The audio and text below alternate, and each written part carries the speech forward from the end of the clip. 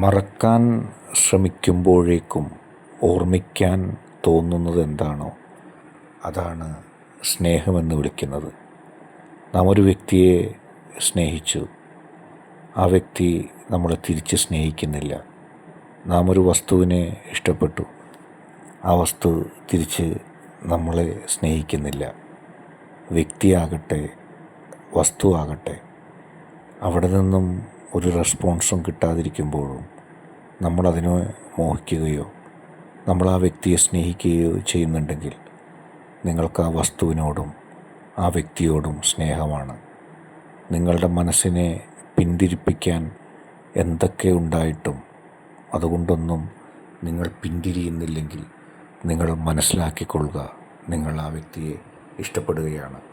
നിങ്ങൾക്ക് ഇടയിലുള്ളതിനെയാണ് സ്നേഹമെന്ന് പറയുന്നത്. ഒരിക്കലും മാറ്റാൻ കഴിയാത്ത ഏറ്റവും ആത്മാർത്ഥതയുള്ളൊരു സ്നേഹം.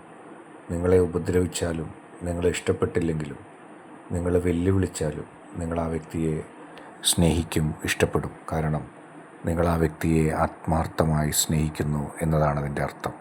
ഇന്നത്തെ വീഡിയോ നിങ്ങൾക്ക് ഇഷ്ടപ്പെട്ടാൽ ലൈക്ക് ചെയ്യുക, ഷെയർ ചെയ്യുക, കൂടാതെ സബ്സ്ക്രൈബ് ചെയ്യുക.